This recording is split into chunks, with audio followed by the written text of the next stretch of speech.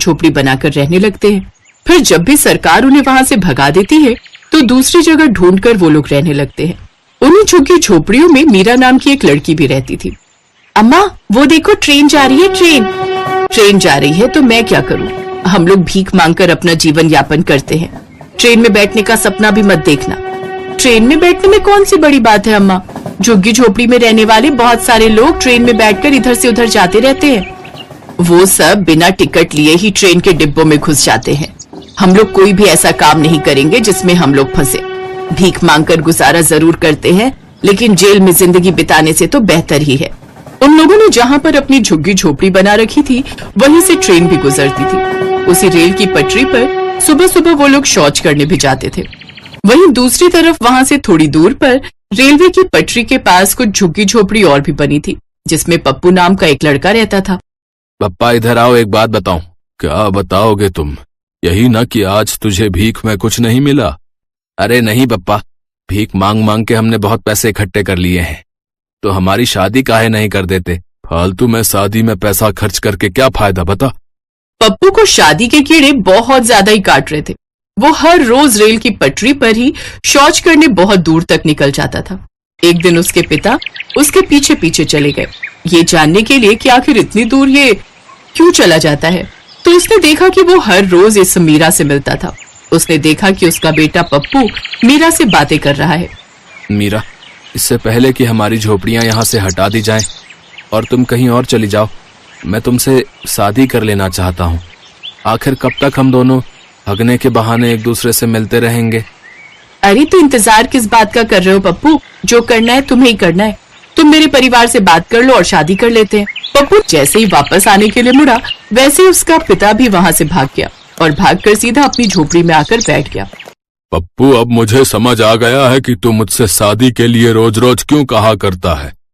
इतनी दूर तू सुबह हगने के लिए नहीं जाता था, बल्कि अपनी होने वाली बीबी से मिलने जाता था, है कि नहीं? अरे बप्पा, तुम तो बिल्कुल अंतर्यामी निकले। जब आप सब कुछ जान ही गए हो तो जल्दी से चलो, मैं आपको मीरा के परिवार से मिलवा देता हूँ और हम लोगों की शादी तय कर दीजिए। देखो पप्पू, शादी में बहुत पैसा खर्च होता है। हम लोग भिखारी हैं और जिस लड़की से तू शादी करना चाहता है ना, वो भी भिखारी ही है। अरे कैसे होगी शादी, बता। वैसे ही जैसे आपने शादी की थी। शादी के समय आप भी कहीं के महाराजा नहीं थे, हैं? आपकी हालत भी उस समय यही थी। वैसे टेंशन ना लो, शादी में ज्यादा खर्चा नहीं करेंगे, जुगाड़ से हम लोग शादी कर लेंगे। बारिश की वजह से उसकी झोपड़ी से पानी टपकने लगा। इस टपकती हुई झोपड़ी में अपनी बीवी को रखोगे? बप्पा, तुम सवाल जवाब बहुत करते हो। चलो चलो, जल्दी चलो मीरा के यहाँ मेरी शादी की बात करने। पप्पू अपने पिता के साथ मीरा के घर गया और दोनों की शादी की बात तय कर दी। ठीक अगले ही दिन, मीरा, आज हमारी सुहाग रात है। तुम इस तरीके से शर्माती रहोगी तो कैसे चलेगा, बताओ। शर्म तो हर लड़की का गहना होता है मेरे पप्पू। बाहर देखो कितनी जोर से बिजली कड़क रही है, बारिश भी बहुत तेज हो रही है। इस झोपड़ी में कितने सारे छेद हैं, देखो ना, सारा पानी अंदर आता जा रहा है। बरसात के मौसम की वजह से हर रोज झमाझम बारिश होती थी। कपड़ों की बनी झुग्गी झोपड़ी पानी से लबालब भर गई। सारा पानी अंदर भर गया और कुछ ही देर में वो झोपड़ी टूटकर पानी में बहकर चली गई। अब वो दोनों काली रात में खुले आसमान के नीचे थे। बारिश भी बहुत तेज हो रही थी। अरे बप्पा कहाँ चले गए? कहीं बारिश में बह तो नहीं गए? तभी उसका पिता भागते हुए उन दोनों के पास आया और बोला, अरे बेटा पप्पू, हमारी झोपड़ी कहाँ गई? ससुर जी, हमारी झोपड़ी बारिश में बह गई। हमारे पास ना तो कोई तिरपाल है और ना ही मजबूत कपड़ा जिससे हम दोबारा झोपड़ी बना सके। और वैसे भी इतनी तेज तूफान आया है, कैसे होगा ये सब? अरे बातें मत करो, देखो बिजली कितनी तेज कड़क रही है। ठंड की वजह से तुम्हें बुखार आ जाएगा। तभी पप्पू के पिता की नजर ट्रेन के एक डिब्बे पर पड़ी जो काफी दिनों से बंद पड़ा था। पप्पू, वो देखो, वो ट्रेन का डिब्बा कई सालों से ऐसे ही बंद पड़ा है, फालतू में बेकार पड़ा है। चलो जल्दी से उस डिब्बे के अंदर चलते हैं, कम से कम इस बारिश से तो राहत मिल जाएगी। हाँ ससुर जी, ये आपने बिल्कुल सही कहा। हम लोग बचपन में इन्हीं ट्रेन के डिब्बों में छुपकर खेला करते थे, कभी कभी तो सो भी जाया करते थे। चलिए जल्दी चलिए, इस बारिश की वजह से तो हमारी सुहाग रात भी अधूरी रह गई। अरे मीरा, कम से कम अपने ससुर जी के सामने ऐसी बातें मत करो। इतनी तेज बारिश में मुझे कुछ भी समझ में नहीं आ रहा है कि कौन ससुर है कौन पति। जल्दी चलो। वो लोग उसी रात में उस ट्रेन के खाली पड़े डिब्बे में चले गए। वहाँ पर उन्हें थोड़ी राहत मिली क्योंकि लोहे का पूरा डिब्बा था जिससे पानी अंदर आने का सवाल ही पैदा नहीं होता। तुम लोगों ने अपना सामान तो उठा लिया था ना? हाँ पापा, हम सारा सामान ले आए हैं। आप चिंता न करो, आपका सामान भी हम लोग उठा लाए हैं। पर झोपड़ी हमारी बह गई, बाकी सामान हमने बचा लिया। ठीक है, तुम लोग इसी डिब्बे में आराम करो, मैं दूसरे डिब्बे में जाता हूँ। पप्पू का पिता दूसरे के डिब्बे में जाकर अपने कपड़ों को बिछाकर वहीं सो गया। अगली सुबह भी बारिश बंद नहीं हुई। तब मीरा ने कहा, देखो पप्पू, हम लोग जिस तरह से झोपड़ी बनाकर रहते थे उसका भी कोई सहारा नहीं था। कभी ना कभी वहाँ से भी भगा दिया जाता। तो इसी तरह जब तक हम इस ट्रेन के डिब्बे में रह रहे हैं तब तक इसको बहुत अच्छा आशियाना बना सकते हैं। हम लोग मिलकर इसे बहुत अच्छा सजाते हैं। क्यों ससुर जी, मैंने ठीक कहा ना? हाँ बेटा, बात तो तुमने सही कही। कुत्ता भी जहाँ बैठता है उतनी जगह साफ करके ही बैठता है। तो अगर तुम इसे अच्छा बना सकती हो तो बना दो, हम लोग भी तुम्हारी मदद करेंगे। इस तरह से उस झमाझम बारिश में तीनों ने मिलकर उस ट्रेन के डिब्बे को अंदर से इतना सजा दिया कि वो किसी आलीशान घर से कम नहीं लग रहा था। लेकिन उस डिब्बे में वो लोग हमेशा तो रह नहीं सकते थे। इसीलिए मीरा ने कहा, अब हम लोगों को रहने की कोई परेशानी नहीं है, लेकिन सरकार कभी न कभी तो यहाँ से हमें भगाई देगी। अब थोड़ा बड़ा सोचना पड़ेगा और भीख मांगनी बंद करनी पड़ेगी। हम लोग मिलकर कहीं मेहनत मजदूरी करते हैं और कहीं छोटी सी जगह लेकर अपना खुद का आशियाना बनाते हैं, वरना कब तक इधर उधर भटकते रहेंगे। ससुर जी को भी कितनी तकलीफ होती है, उनके बारे में तो सोचो। अब मीरा और पप्पू भीख मांगना छोड़कर मजदूरी करने लगे।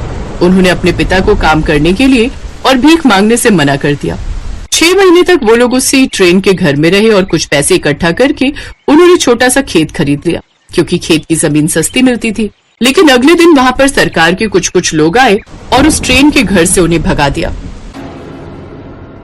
पप्पा तुम चिंता मत करो, मीरा की वजह से ही हमें कुछ बड़ा सोचने का मौका मिला। वो ट्रेन का घर तो अब हमारा घर नहीं रहा, लेकिन जो खेत हमने खरीदा था वहाँ पर झोपड़ी बनाकर रहते हैं। फिर धीरे धीरे हम लोग पैसे कमाकर वहाँ घर भी बना लेंगे। पप्पू ने उसी खेत में झोपड़ी बना ली और वहीं रहने लगे। 6 महीने फिर से काम करके उन लोगों ने धीरे धीरे अपना भी एक छोटा सा घर बना लिया। अपना घर बनाने के बाद पप्पू वही पुरानी झुग्गी झोपड़ी वाले इलाके में आया और सभी को सीख दी कि हमेशा भीख नहीं मांगनी। मैं भी तुम लोगों की तरह भिखारी ही था। तुम सभी लोगों ने मेरी शादी में प्लास्टिक के ड्रम बजाकर हमारी शादी कराई थी। मेरा भी कर्तव्य बनता है ना कि तुम लोगों को अच्छी सीख दूं। कल से तुम लोग भी मेरे साथ मजदूरी करने चलोगे। सब लोग अपना अपना घर बनाओ। तुम लोग कब तक इधर उधर भटकते रहोगे भाई? और इस तरह धीरे धीरे उन सभी भिखारियों की जिंदगी भी बदल गई।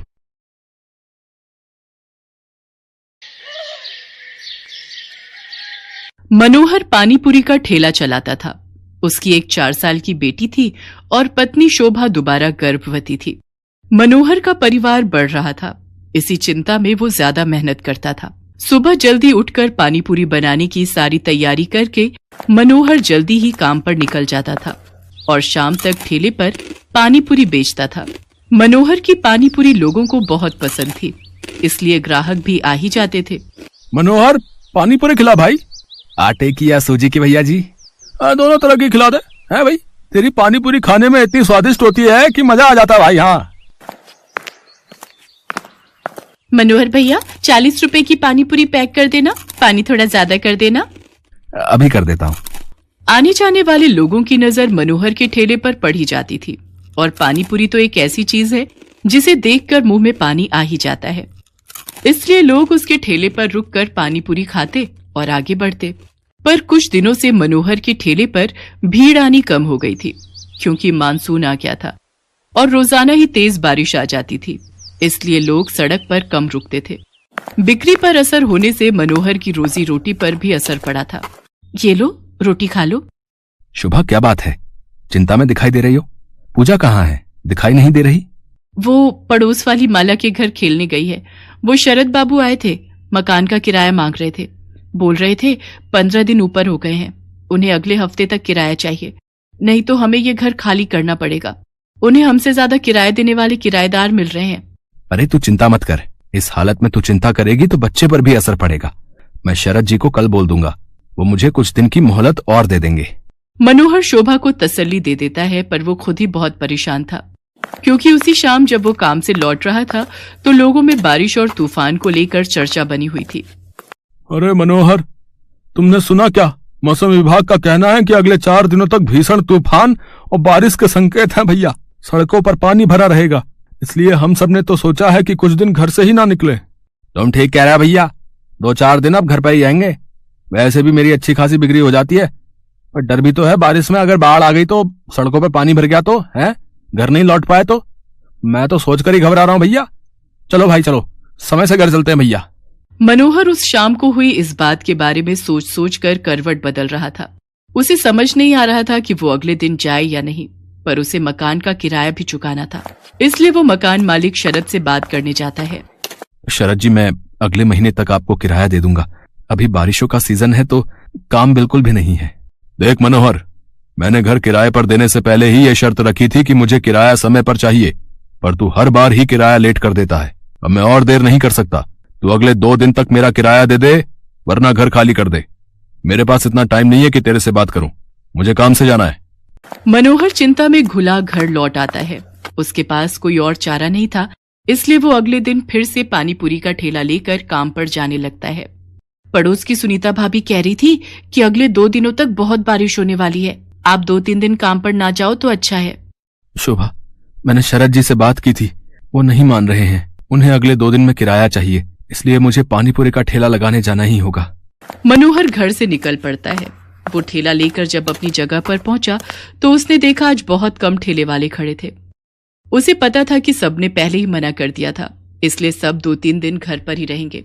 मनोहर अभी अपना ठेला तैयार कर ही रहा था कि अचानक तेज बारिश शुरू हो गई और बारिश लगातार तेज होती जा रही थी। मनोहर का पूरा ठेला बारिश के पानी से भीग चुका था। उसका बहुत नुकसान हो गया था। हे भगवान, कितना नुकसान हो गया। सोचा था आज थोड़ी कमाई हो जाएगी तो किराए के थोड़े पैसे देकर शरद जी को संभाल लूंगा, पर अब क्या करूं? आज तो 1 पाई की भी कमाई नहीं हुई। अब तो वापस घर जाने के सिवा कोई रास्ता नहीं। घर ही चला जाता हूं। बारिश का पानी सड़कों पर भर रहा है, अगर कुछ देर और रुका तो यहीं फंस जाऊंगा। मनोहर अपने ठेले को अभी लेकर जा ही रहा था कि अचानक से एक गाड़ी तेजी से आती है और सड़क पर फिसलती हुई एक पेड़ से टकरा जाती है। अचानक हुए ऐसे हादसे से मनोहर दंग रह जाता है। वो देखता है कि गाड़ी एक महिला चला रही थी और बराबर में उसके एक छोटी बच्ची बैठी हुई थी। महिला की ज्यादा चोट आई थी और वो बेहोश हो गई थी। बच्ची को खरोंचे आई थी और वो दर्द से रो रही थी। मनोहर उनके पास जाता है और रोती हुई बच्ची को गोद में उठा लेता है। लोग उसका साथ देने से मना कर देते हैं। हे भगवान, न जाने ये कौन है। चुप हो जा बेटिया, इसके तो हाथ पर चोट आई है। अगर इन्हें कुछ ही देर में अस्पताल नहीं ले गया तो अनर्थ हो जाएगा। ए भैया, जरा ऑटो रोको। ए भैया, आओ भैया, जरा गाड़ी रोको। कोई रोक ही नहीं रहा, कोई भी मदद करने को तैयार नहीं हो रहा है। मैं इन दोनों को इस हालत में यहाँ मरने के लिए नहीं छोड़ सकता। मेरी आत्मा इसके लिए कभी हाँ नहीं कहेगी। अब मैं क्या करूं? अब तो एक ही रास्ता बचा है। मनोहर को कुछ समझ नहीं आ रहा था। उस महिला की हालत गंभीर होती जा रही थी। उसके खून बह रहा था। मनोहर जल्दी से अपने ठेले का सामान उतारता है और बड़ी मुश्किल से उस औरत को अपने ठेले पर लिटाता है और बच्ची को भी साथ में ठेले पर बिठाकर बारिश में भीगता हुआ बड़ी मुश्किल से एक अस्पताल में पहुंचता है। उसे इस हालत में देखकर अस्पताल के डॉक्टर और नर्स जल्दी से उस महिला को एडमिट करते हैं। मनोहर उस रोती हुई बच्ची को संभाल रहा था। बच्ची के हाथ में चोट थी।